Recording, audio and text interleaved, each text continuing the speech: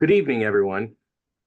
Welcome to Child's Gallery. This is our virtual artist talk with Sedgwick Guth as he discusses his exhibition, Keeper of Constellations, Glass River Ahead, on view in the main gallery through May 18th, 2025. My name is Richard Baiano. I'm president of Child's Gallery. The exhibition is currently on view. We are open Tuesday through Friday, 10 a.m. to 6 p.m. and Saturday through Sunday, 11 a.m. to 5 p.m.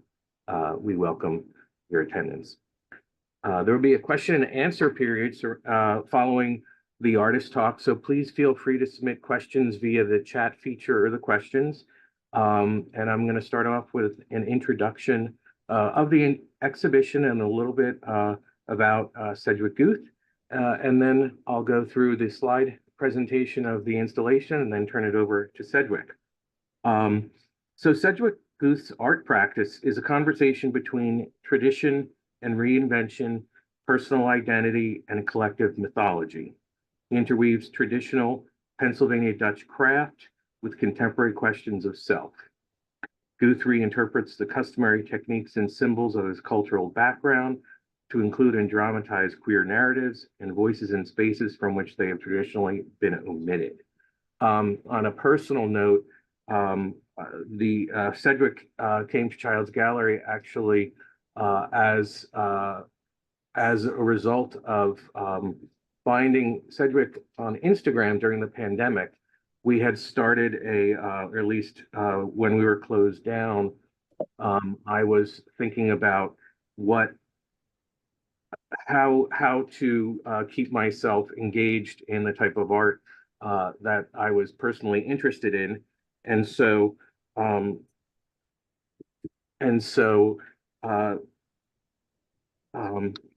just wanted to say hello and welcome, everyone, as Catherine reminded me.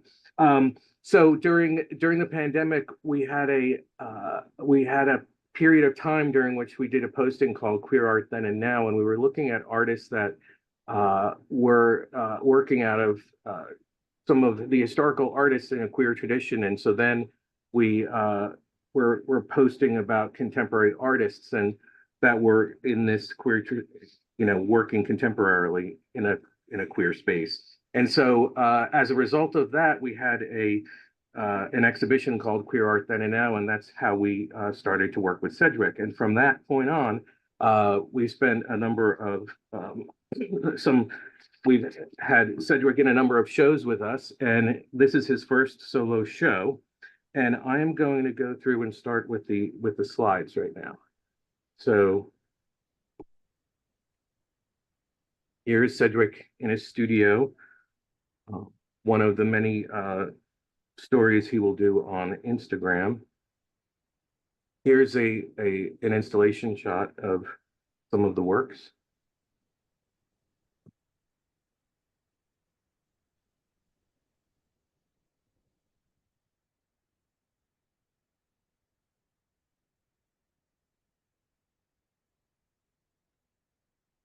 So now at this point, Sedgwick, I'm going to turn it over to you, let you introduce yourself, and then you tell me when you want me to go to the next slide. Okay. Well, thank you, Richard, and thank you to everyone who is here right now.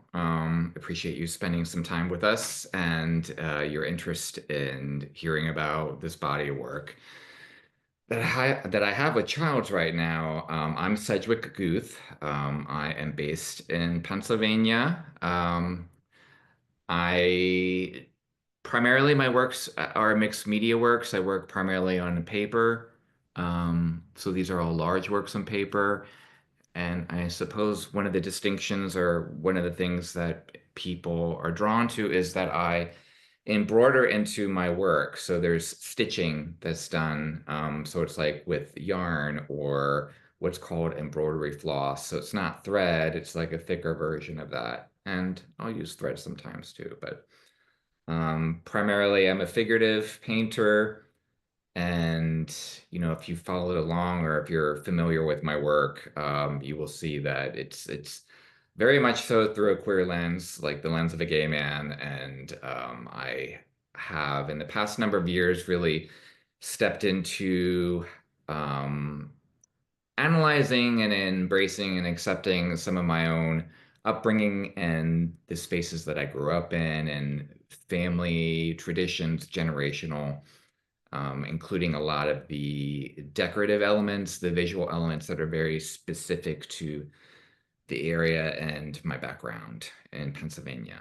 So I'm not sure what else I should say, Richard, but like there were some slides there with like kind of like a grouping of items. They with the exhibit that's currently there in Boston, I there's what are called vitrines.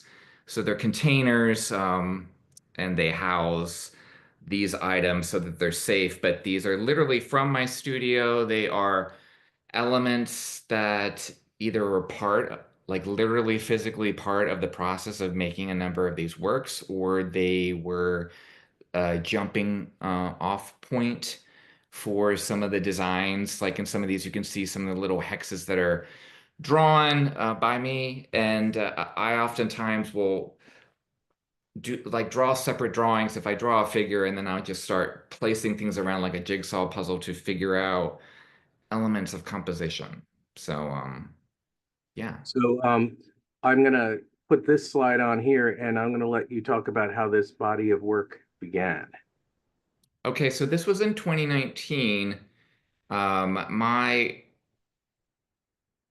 father had passed away in February of 2019, and at that time, I'm a working artist. I had my studio was a different body of work was on the walls, and that's what I was doing. And then he had been in decline for years, and then that transpired, and it losing a parent can I mean, if you've unfortunately had that experience, you would know what I'm talking about. But it's definitely has a different flavor profile than other very serious losses I've had in my life. And not to say that like I've experienced everything, but this had an impact on me, like losing my father. Um, I'm the oldest boy, and just it really put a mirror to my face of like, well, looking at some things that maybe I had avoided for a long time in terms of my relationships with men, like my father, my brother, like my male friends, both straight and queer, and also my romantic relationships. So, and in regards to like my own insecurities and you know that journey from like child to adult and the things that we all individually experience, but sometimes there's like a through line with many of us. I think that we have similar experiences. So that said, um I was going through my own grief process, and I just really didn't care to like simplify it. I just didn't Nothing really had as much meaning at the time. I think that was like a natural reaction. And I was just very like self-critical. And I had this roll of paper, and I had planned to use it for another project, actually. Like this paper that I use now all the time, this Arches paper. It's actually it's primed for oil paint, so it's like the heaviest weight of paper that I can get on a roll, and it's very large. I think it's like 30 yards, and it's like 51 inches wide, and it's from France, and I already had these like reference images, and then I just started um, I just cut these to size, like because they were basically almost the size of my wall. And I didn't intend it to be a triptych. I had intended them to be three individual things, and then this all came together. So that said, I'm not here to really talk about this at length, but why this is important and why this is here is because it's the first time that I embroidered, that I stitched. I'm not a knitter. It wasn't like sewing on a sewing machine, anything like that. I mean, I know how to sew a button on a shirt, but like not like so I didn't learn or do anything like this in college. So I've had no formal background in training in like fiber arts outside like basic things, like even felting. I never even did that. So um, the and it was because of like this process of grief and like thinking of myself as like a little gay boy, and then even some things with my relationship with my father. And my brother and I both had a Raggedy Ann and Andy doll. My grandmother bought them, and it was like that was one of the acceptable things that were meant for girls. Like, well, some people would say they were meant for girls that we could have, because boys and I guess previous generations they had Raggedy Andes, and it was okay. It wasn't like, so I still have mine. And I was like looking at it, and I was like looking at that little heart, because I remember being very attached to that, the I love you, and thinking it was like magical, or because like the book said there's an actual candy heart in there. And so it was like seeing the yarn, and just like that doll, and also growing up around things like there's some what are called mourning pieces, like so there a lot of them were like on now they're kind of like very sad silk, and they're stitched into with text. It was like a big thing when George Washington died. So like that started, and then if someone would die in your family, then they would do like a memorial piece of art. Somebody would, or and also artwork made out of hair, which I used to think was very creepy. So there's that element. So I just started doing this thing, and I remember even saying publicly, I don't know what the fuck I'm doing. I don't know what I'm doing. And um, yeah, so that's that. So that's my I don't know if you have anything specific about that. So then moving forward, so that's 2019. And also that piece showed at the Pearlstein Gallery at Drexel in Philadelphia for a large exhibit down there, and that was in the summer. And then we move forward to 2020, and then we all unfortunately experienced the beginnings of the pandemic that we were going through. So these pieces right now on the screen. So at that point, I was in quarantine. I still had a remnant, like I still had a good chunk of this roll of paper left, believe it or not. And I started cutting paper to these sizes. Like I don't know where the math was in my brain at the time, but I all I kept thinking was like, I don't know if I'm going to be able to get supplies again. Like when am I going to be able to get art supplies? Like are people going to deliver stuff? Like so obviously we all know what happened with that. So I just went into this large body of work. Like I did like about 40 of these, or I started 40 of these. I did not finish all of them. Some of them got destroyed. But a lot of them are like very I mean, obviously they're very like it's this queer figurative art. I was bringing in some of these like I guess Pennsylvania Dutch elements to like there's many cultures that have hearts, but hearts are also replicated around a lot of things that I've grown up around, and just more like decorative elements. And I've always been like into like the Bloomsbury artists at the time, like even like a William Morris and like Dora Carrington, like, she was very influenced by like Delft that was in the rural countryside. So bringing like more about like the handcraft of like decorative arts, and I was applying them. And a lot of these pieces have text that I wrote. So I stitched that in. It was kind of like a nod to like samplers. If anyone was familiar with samplers, like I grew up around those too. That would be like if like a piece of fabric, and it's like the A, B, C, D, E, and a lot of like schools for young girls or finishing schools, like it was part of the thing that they were trained to do. So I started doing these pieces at this size, just kind of being forced by what we were like experiencing. And these were very much part of like my daily routine, like how I got through things. I was very prolific and very productive because I created a set schedule for myself. So these were part of my survival mode as well. I have a question for you because this is about the time that I came across your work. Had you already had a following on Instagram when you started doing this? Because I seem to recall how distinct these were in comparison to other works out there. And I noticed that you were developing a significant following. And so, Yeah, I mean, I think it was like I can't remember what the number would have been at that point.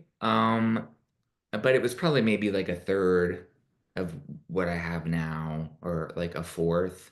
It was just like I wasn't thinking in those terms of like numbers at the time. But what I will say is those works, they were like, because I was like living on my phone a lot during that period of time, like that was I'm alone, so it was like that was really only like my point of connection with people. There was a lot of positive reinforcement. So there was a lot of like, and so I was like, I'm just going to keep going with this and keep going with this. And there was something really beneficial about that for me because I really refined my skill set because it's very specific. Like it's paper, it's already a heavyweight paper, and then I do a second priming. So it's already comes primed. I do another priming of it, and then I'm painting on top of it. So it's like all these barriers through the paper. So imagine if you have like, like thinner cardboard and you're trying to push like a sewing needle through it. That's what it's like. So it's just kind of like learning like the nature of the paper. Like it's like a living, well, it is organic, so it's like this living thing. It's like how close can you puncture it next to this place before it rips or tears? Because there's very little room for mistake making here. Outside of like the painting drawing aspect, when it comes to the embroidery part, you can't really, I mean, I've been able to mend and to fix some things that people wouldn't notice, but it can be really challenging. And once you make that kind of a commitment, it's not like making a mark with a pencil where, you can like bury it and it becomes like part of like the ghost underlayer, or you can completely obliterate it. Like once it's there, it's there. So it really helped to that span of time was sort of like my finishing school with like learning my own process with Well, this. I think you're answering a question that Jeremy had asked, which was talking about your decision to include yourself and the images as you were working on Instagram. Um, so it makes a lot of sense.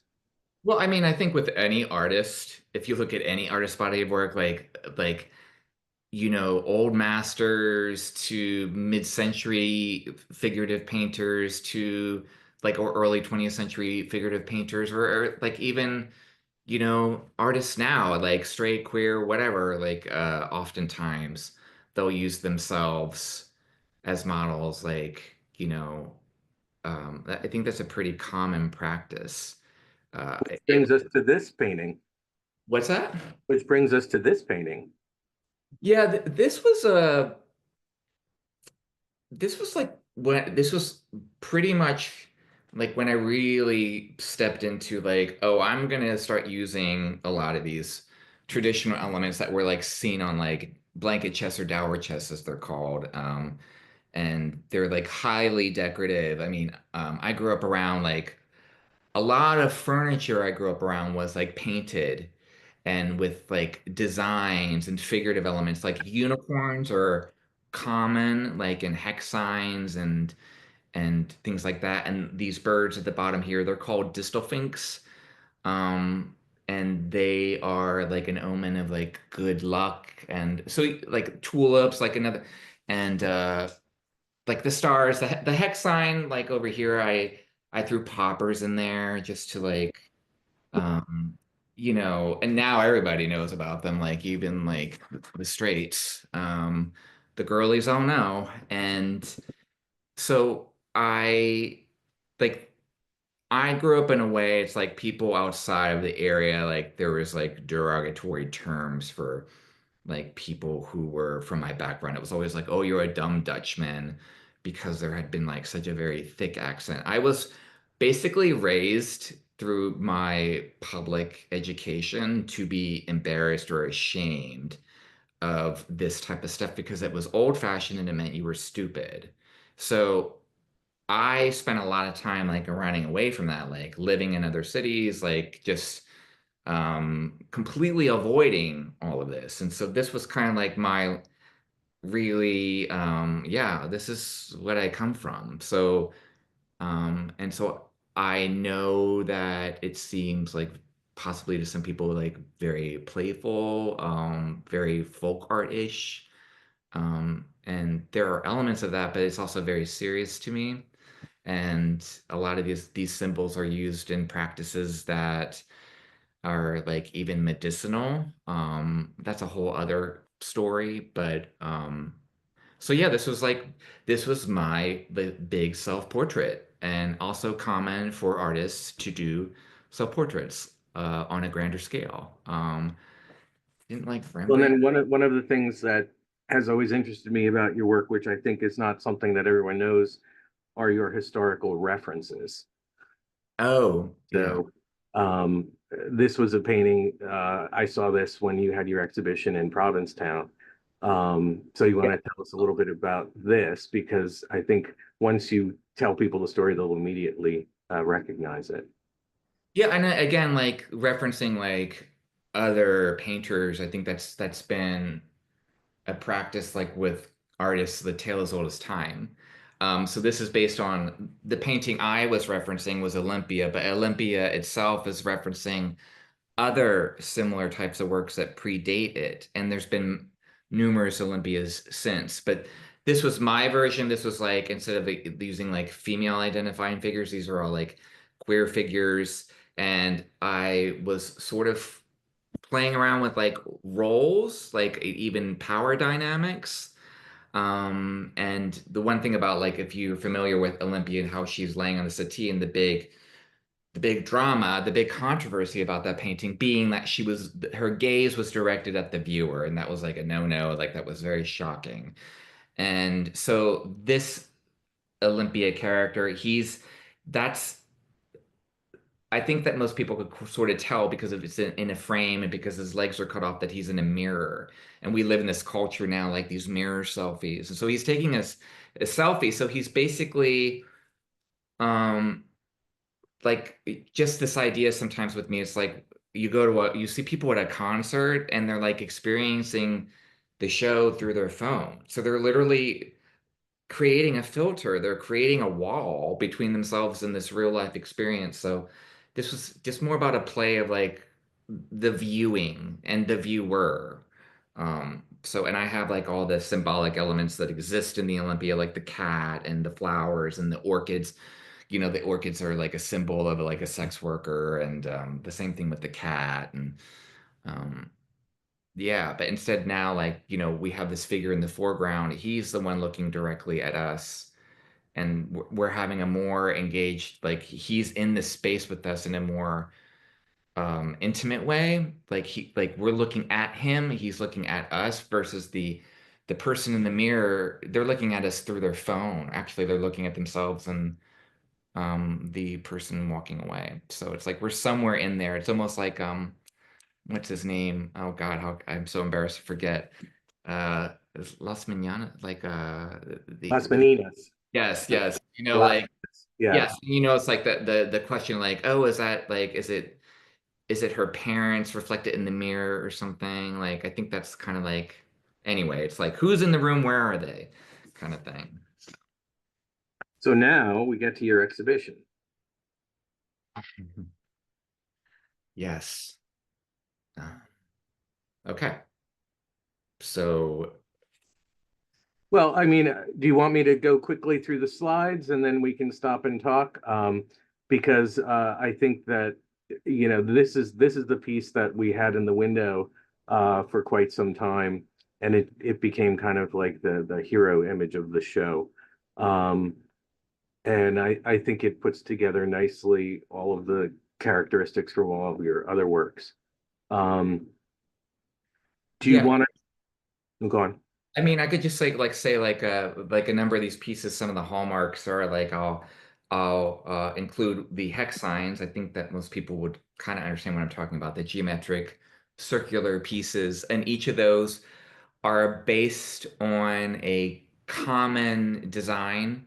Um, like the one on the right, if I'm looking at this on the right, like that's called a petal, Petal. Like there's a family of petal ones, and then the one on the left, like that's a fertility water one. So like there's all these meanings behind all of them. There's like this, it's almost like not like hieroglyphics, but it's a pictographs in a way, like, and they are all mystical, and they all like if you put this at your front door or on your barn or on your, you know, your blanket chest or your chair, like they're symbolic of like protection and things like that. So, and also I use constellations and stars a lot in my work. That's also something directly tied to like not just my background, but it's something that was regularly implemented, like some of the decorative like birth certificates from my family generationally. They, if at the time of your birth, and there were specific people that would track this for you, and there were specific people that would like design and actually draw and paint these birth certificates. And they would notate like, okay, well, where was the moon at the time of this child's birth? Like, what were the dominant planets in the sky? Like, so that there's an astrology aspect to it, and then astrology with the stars tied in with mythology, Greek mythology, and that's pretty queer. And it's like, so there's all these interconnecting layers to things, and then just using animals, just they also are very representational, and many people in all different cultures believe that they have meaning. Like, if you are walking through a field and you see a fox, that could mean one thing. Or if you see a cardinal outside your window, like that could mean something else depending on where you're coming from. So that's a kind of a bit of a through line with many of these as well. Like I'll have some sort of a nod to these. So Um, would would someone who like with astrology and we all of us are familiar with it to an extent, but the Pennsylvania Dutch symbols like the hexes, are they as commonly understood in the culture that you grew up in, so that you would automatically know what they meant? Or I would say like, I mean, it's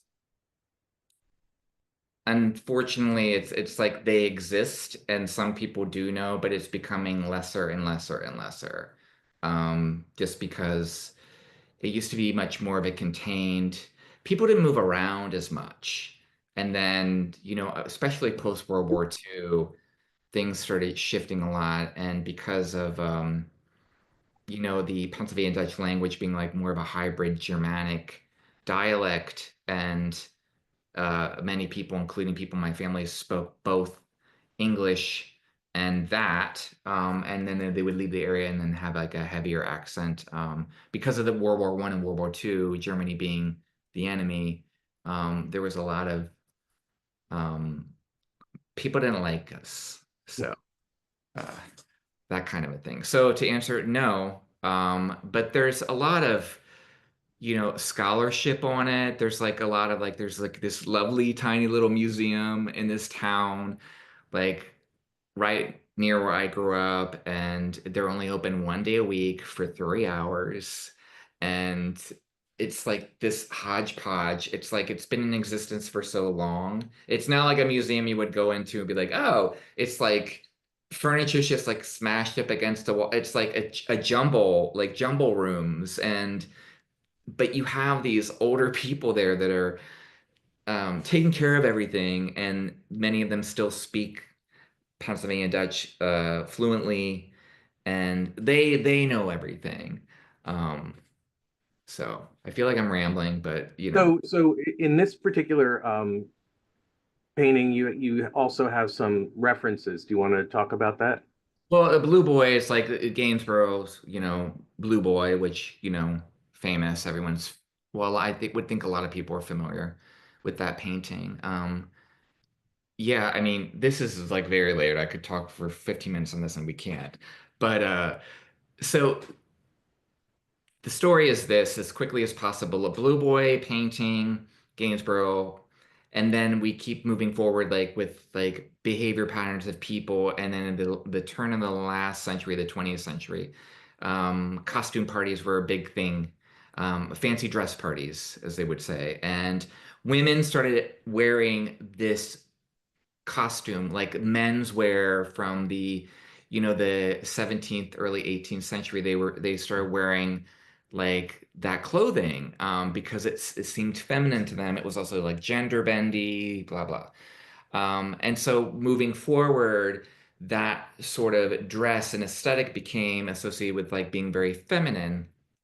And then jumping forward into, I believe, the 1960s, really jumping ahead. Well, then we have like the 1940s, 50s, well, post-World War II, mass production, suburbia, and then women like really being in charge of the household part. Well, a lot of women, not all women, but like, that's the stereotype. And so they were doing the home decor and decoration, and the blue boy became a very popular thing, like to have a mass produced, you know like on paper, like a paper board on, like in a frame on the wall in your living room, or a pillow like doing needlework with the blue boy on it, or plates, or so it was all over the place.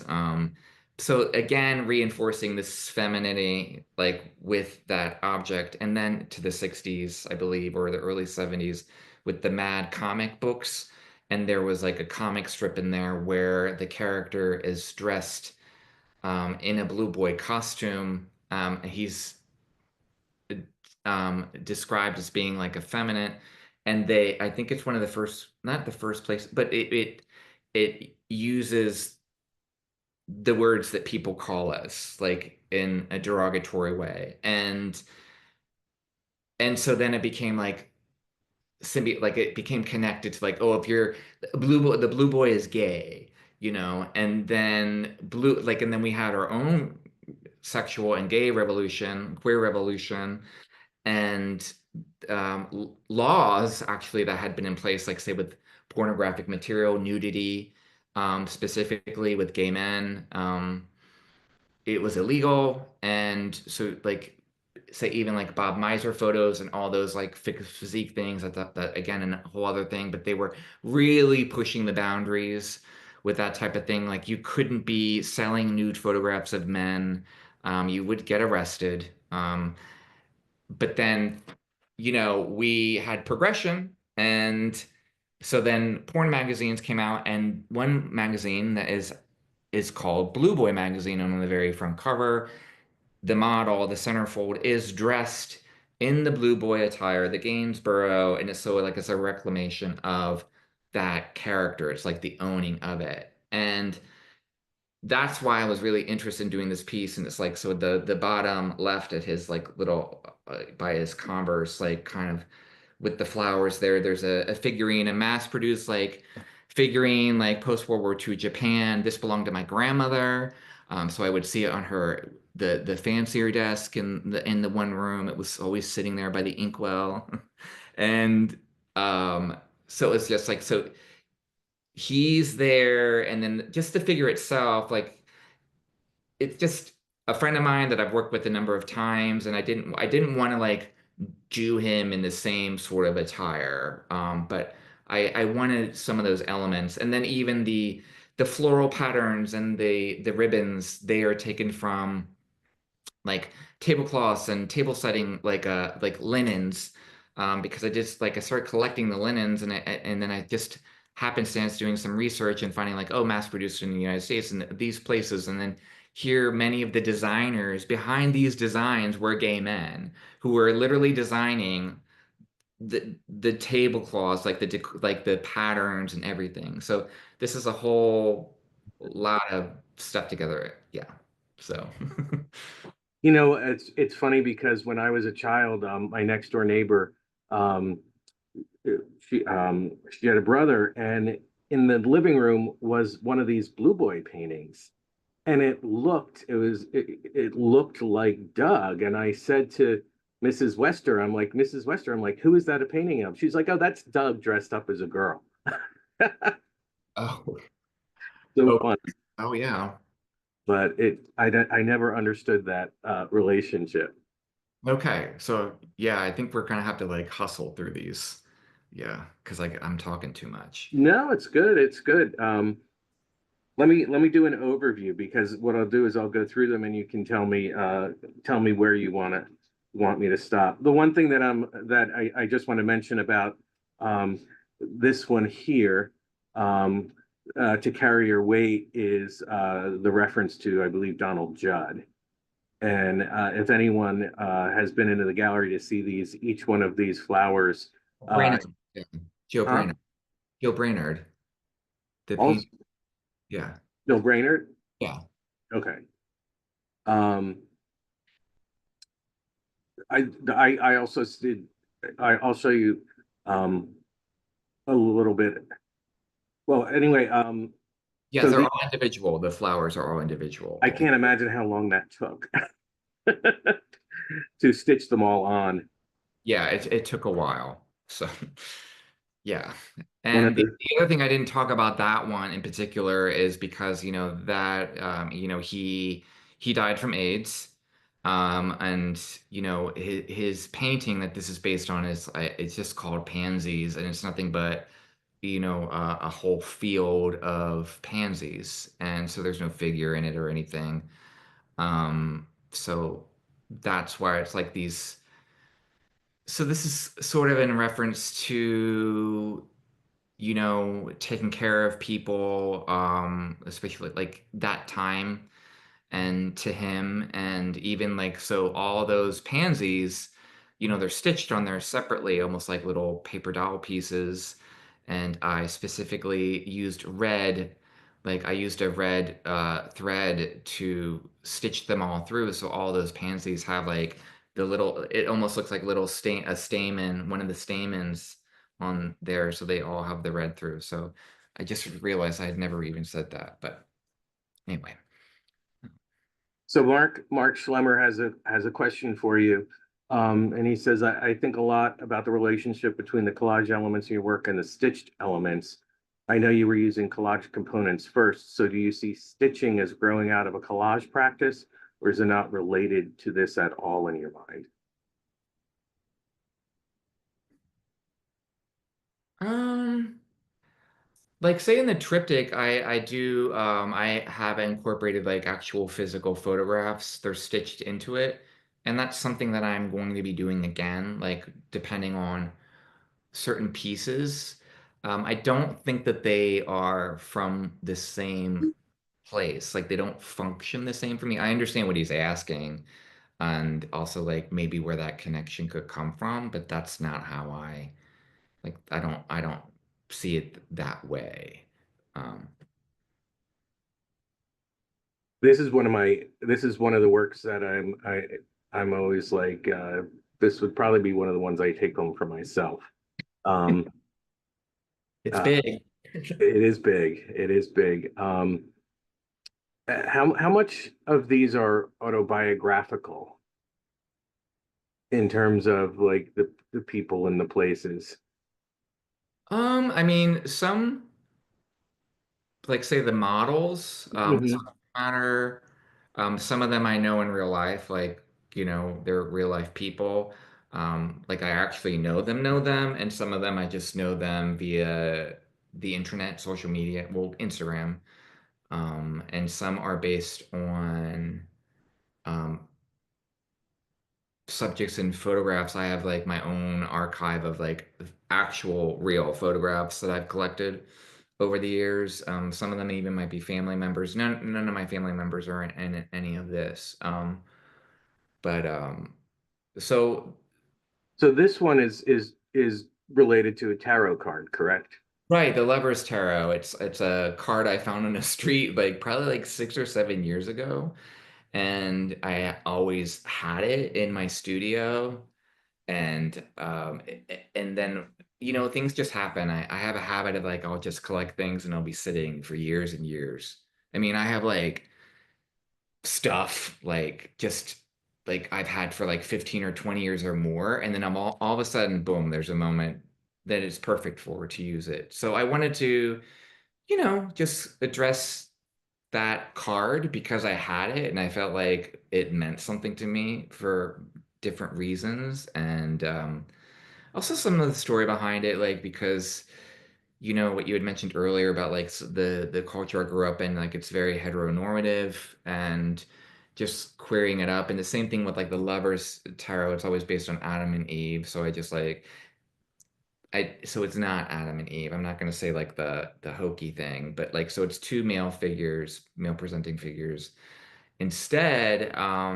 And it's really about a lot of the almost all these pieces, like they do have a narrative. They are all about some form of a relationship. um and if you notice both like at their feet, only, Eve was the one who ate the apple, right? But they, in this case, they both did because they both wanted knowledge. They both, want to understand. And then we have like um my the angel above with the hex signs. Like that angel is specifically taken from like a birth um certificate in my family, like a little hand drawn and watercolored in piece. But I gave the angel a mustache because I felt like it didn't ascribe to either gender, and I felt like that made sense. So, but you know, many of these are very personal. I give hints to what maybe my story is, but like I think with anyone who creates anything, like you want to leave it open to other people to see like what they want to see, or let them have space for their own stories. So Well, I think that that's what all of these paintings lend themselves to, is putting yourself on top of the narrative, which I mm, think is something that people relate to. yeah. And so this is Apollo. I mean, this is based on a photo in my collection. Like he's from this guy. I don't know his name. I think the first name might be on the back of one of them. I have a few photos that I got from this photographer in Philly, this older guy. And so this guy is evidently from Philadelphia, and just like the piece of furniture with the hex signs on it, and I call him Apollo because it was like tying into the constellation thing, and like he's flexing, and like he just felt like kind of like an alpha kind of guy, very confident and strong, and then I have stitched to the top corner, which is it's just hard to photograph this, especially because I do use discarded house paints at times in my work, and this purple is one of those.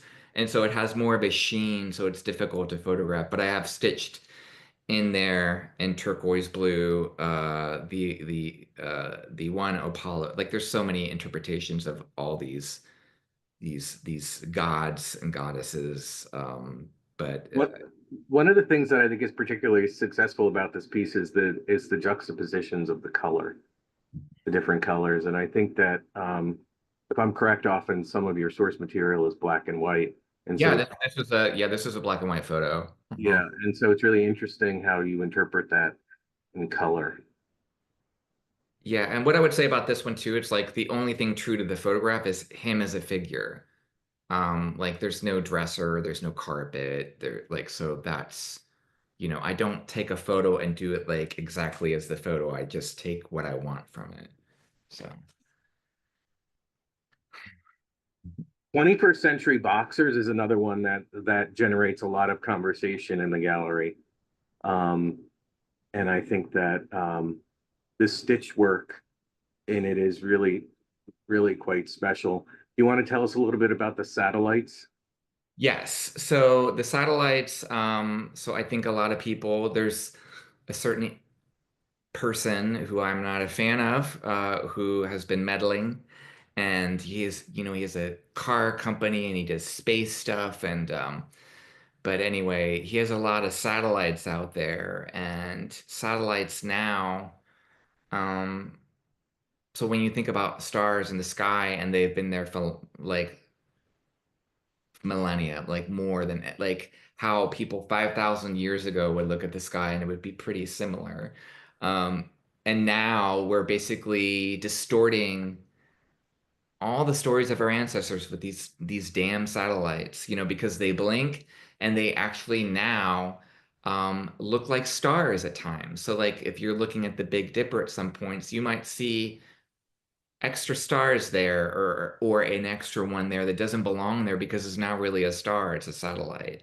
And it just um that was also something that worked its way through a number of these pieces because of the stars and the constellations and the connection to mythology, like how man has projected themselves out into this vast world in the night sky, and the connection to like relationships, and because I call satellites deceitful stars, And I think in terms of like communication between people at times, can sometimes be problematic and challenging. And that's even why I have like on either side of these figures, these boxing figures is like astrology signs, and they're literally the polar opposites. If you do a little dive into that, like, Aries and Libra are opposite each other. They're opposites. They're kind of like polar opposites. So if you get entangled with a person that is like, say you're an Aries and you get with a Libra, it can be either like dynamite, fantastic power couple, or it can be like complete nightmare. So, um, So, just a general question, since we mentioned someone whose name we won't mention, um, do you feel like in this environment where LGBTQ uh, rights are being under attack, including, the removal of funds for science, for healthcare research and everything, do you think that this will affect what you do in your work at all? I mean, it's possible. I am not it's not my style to be very heavy-handed with things. I will make reference to things like even in the say like the triptych, like the central figure, which I call that one Orion. Like that's his heart. There, it's like felt and acetate, but it's I had been taking. I mean, I still do take prep, so I have stitched in there an actual prep pill. Like you can see it, so it's a Mhm. reference to like you know a number of things in that. So like say like with the satellites here, um, that's my little bit of a nod. So it's about conversations. I'm not really big on like telling people like, and I think that can also be a little problematic is like behaving as if like you're an authority on something, unless you actually are an authority. So I just like this is something that I'm like just pulling out of like a lot of problem that I makes me sad, and I do take it personally. And that is the satellites. So it's quite possible, but I'm not one that's going to be making work that's specifically like like naming something. Protest, yeah, I understand. There is a question about are the is there a particular message in the broken hearts falling in 21st century boxers? Well, yeah, it's heartbreak. So like, just from personal experience, like you can go through like this excruciating, like horrible hurt of heartbreak. And like that's what's happening is like the breaking of the thing. But then you can come out the other side and something is a gift, and that's like the star. And heartbreak doesn't have to be about like romantic relationships. It could be friendships, platonic relationships. It could be the loss of your parent. So like, and then born from that is a gift of something else that you never would have expected. You wouldn't have thought. So that's kind of my thinking with that. So. Beautiful piece.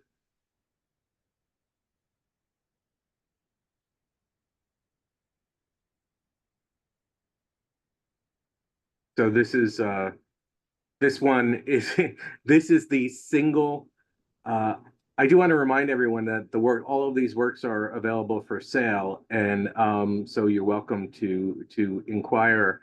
I would say, however, this was a work that has sold.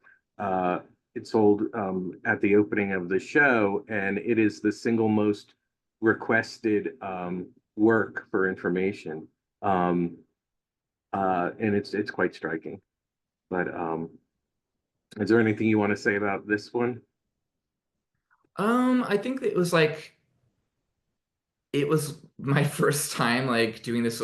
I mean, I did have like a formal education in visual art, but Obvious.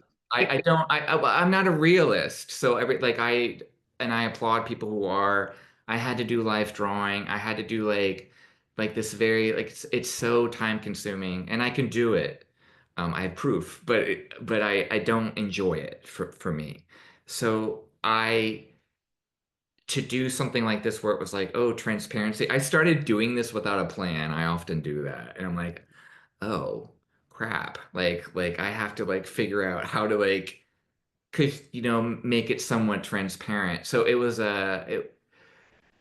this what you see right here in terms of the ocean. Initially, I thought like so this is already like 3 layers, like very like thinned out loose layers of paint.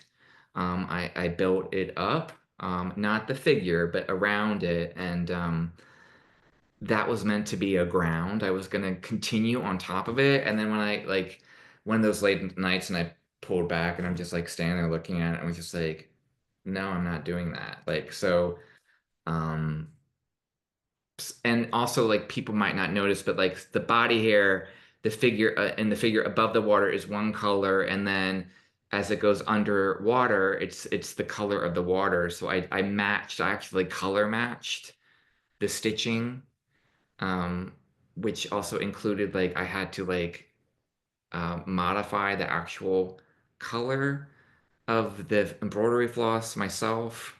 So I tinted it and then I had to run it through like and anyway, so um yeah. And then I think we have one more. Oh, that's it. Oh, the apple Apple picking. picking. Yes. This Apple. is the one I wanted to bring up, which is your most recent one. We had this at the art fair at the Philadelphia Museum of Art. Mhm. Um, the sense of movement is really striking in this. Um, Yeah, it's a lot of work. Because of like the clothing, and I've been doing more of that. Um, yeah, I just this piece. So the 3 figures in the background, that is also like based on a vintage photograph. The clothing is slightly different than what I did, and then the foreground figure is me. But I mean, it doesn't really look like. I mean, it's not. But I felt there like not every piece that I do is requires or I want it to have all this additional um, supporting visual material.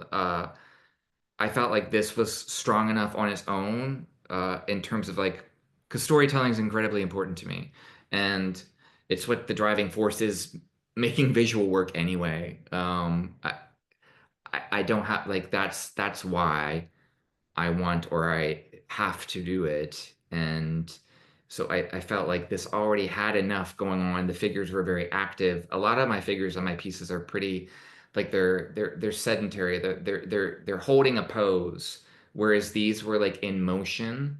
They're moving. There's tension. There's this tension between the compression of weight and the figure holding the other one up. And I remember when we were in Philadelphia when I was there that the for the opening night thing. This one woman, she said to me, uh, actually it was when the cleaning crew people, when I was talking to them and I was giving them a little tour of the booth, and she's like, well, why is that guy back there? Why does he look so sad? And I was just like, well, why do you think he looks sad? Like, why do you think he's sad? And she's like, well, I think he feels left out. And I was like, well, there you go. So, that's wonderful. Yeah, I mean, it was striking how many people were going up to it and wanted to touch it. Um, and the detail in the embroidery on this is just spectacular. Also, again, I think that the use of color on this is really, really striking. Um, thanks. and I'm not sure if Cedric, if it's clear to you, but it really, the slideshow really does show an evolution of your style, and I think that that's or of your language. I think, um, and it's really interesting to see. Where do you see this body of work going? Meaning, like I was always fascinated the uh the title Keeper of Constellations because it seems to me like it could be something that can apply to your work across time. You know what I mean? It's not just like a moment in time. So I'm Yeah, I feel like an archivist. Like I'm archiving stories, so like I'm like writing my own storybook. Uh, and in terms of like my aesthetic and what have you, like at this point, I think it is this what we're seeing right now. I think that it's, I don't really see like from what I had working on before, you can see all my work across time. You can see a connection. You can see that it's mine. But when I started doing the embroidery, I mean, it's distinctly different in that way. And like I just I feel like especially now and I'm not saying you, but like there's this expectation, like even like say with a pop star, every album that has to come out has to be a new look, a new this, a new that. And we used to like live in a time where you would have time to flesh out ideas. You would have artists that would be working in kind of like a period. It's like, you have a blue period or you have this period, and it was not over like 6 months. So yeah, I'm what? a, I totally agree with you because I feel like artists that we remember across time are usually have something to say, and it's usually the same thing that they're saying, just in different ways over and over again. We're working on, working through something or trying to say something, and I very much see that in your work. Yeah. So I think it's gonna look like this for a while. So No, it's great. Well, believe it or not, we are at 7 I p.m. know I saw. I know, and I do want to thank you, Sedgwick, for this and the really fascinating insights into all of your work. I want to welcome everyone to come to the gallery and see it if you can. If not, reach out via email or phone for information. And thank you as well, and keep painting, Sedgwick. I will. Thank you.